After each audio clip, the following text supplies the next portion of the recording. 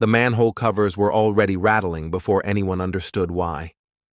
In the low neighborhoods east of Guadalajara's center, the morning of April 22nd, 1992, smelled wrong, sweet and metallic, the kind of odor that sits at the back of your throat and won't leave. Street vendors noticed rainbow sheens sliding across puddles.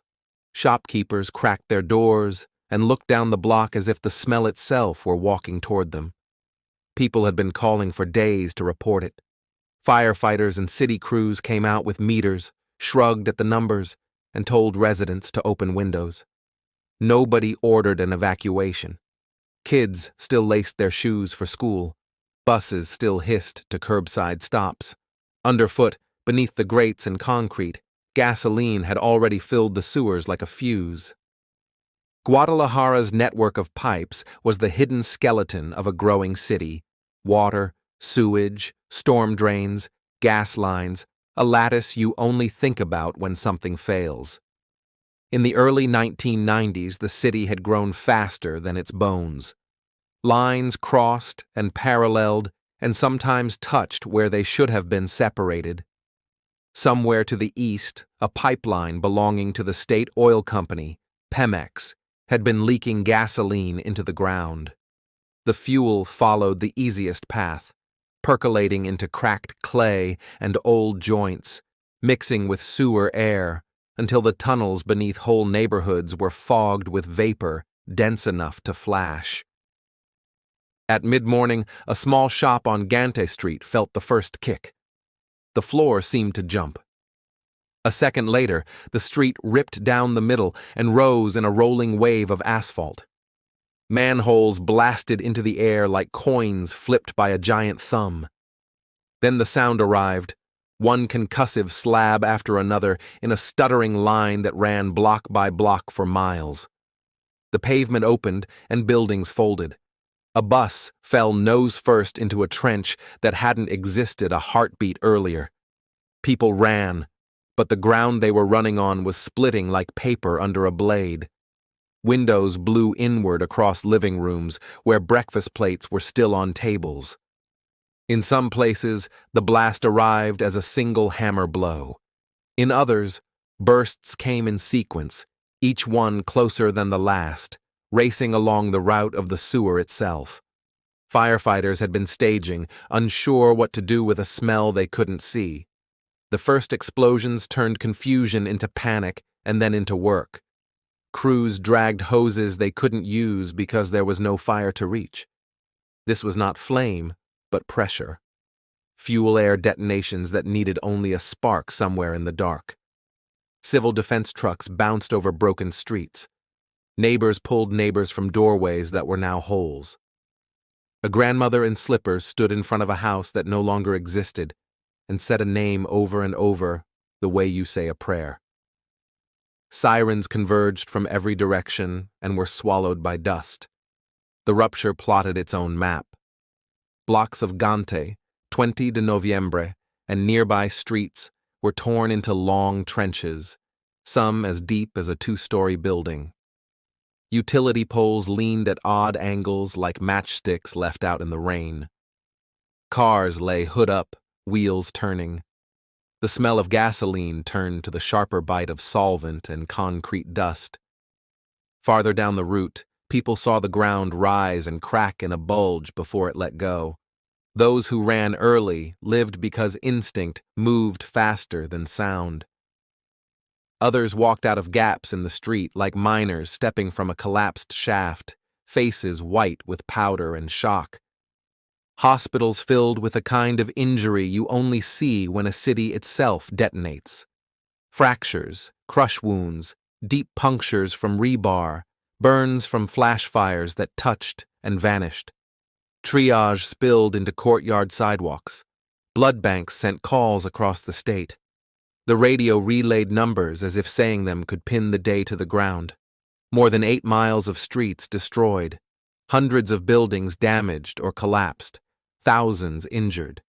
At least 200 dead before the tally settled, and even then the number moved the way grief does, refusing to stay still. While rescue went on, The question narrowed from why to how.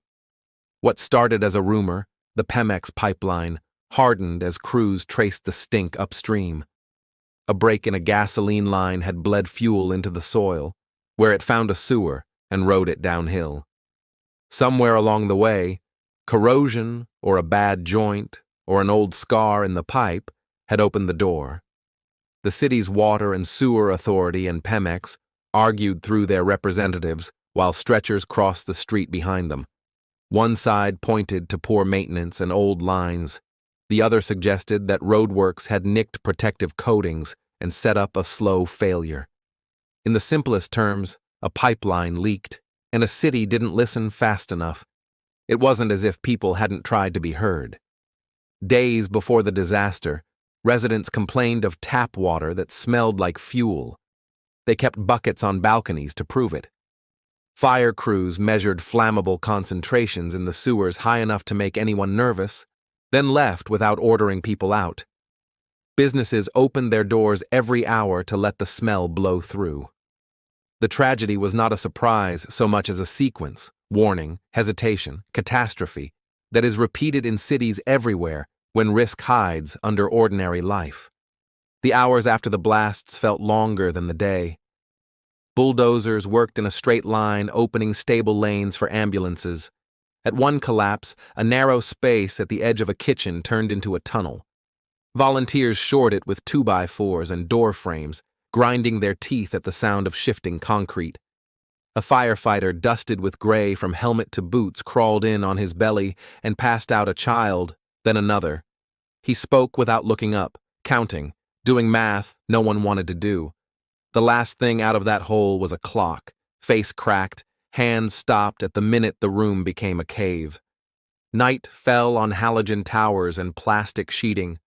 The city declared days of mourning and then began the longer work of blame. Officials resigned. Some were charged. Pemex and government agencies faced a spiral of lawsuits and settlements. Families tried to name what they had lost in pesos and found there wasn't a number for it. The neighborhood where the explosions had run like a river took years to rebuild, and even then, corners kept the memory in broken geometry. Odd gaps where nothing stands, new buildings set back from the line of the old. Out of the wreckage came rules that should have been in place already. Hazard mapping tightened where fuel lines run close to sewers. Detection protocols changed. When meters read flammable air underground, evacuation now outranks inconvenience. Civil protection gained spine, if only because a whole city had seen what happens when hesitation sits in a meeting room while vapor collects under the street. People still argue about the exact straw that broke the system, the defect, the scrape, the slow chemical bite. What they don't argue about is the chain that followed, a leak, a network built to carry something else, a set of warnings, a decision not to interrupt daily life, and then a line of explosions that turned the map into a wound. The story scares engineers because it is simple. It scares everyone else because it is ordinary. Nothing exotic happened. Pipes did what pipes do when you neglect them. And a city paid at once instead of in small bills over years. Walk those blocks today and you can miss the ghost if you aren't looking.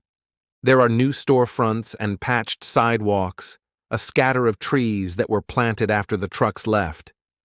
But if you know where to stand, you can line up the photographs with the present and see where the ground heaved and split. Residents still tell you about the smell first. They remember opening a window and saying, "Something's wrong," and then waiting for someone in charge to confirm it. They remember the sound next, not fire, but a deep, marching boom that traveled faster than breath. Disasters like this tend to be called accidents in legal language.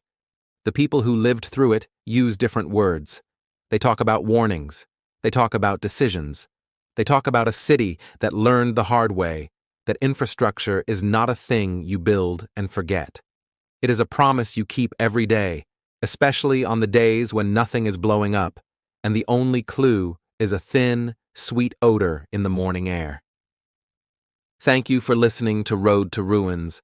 Subscribe for more true stories where systems fail and people pay the price.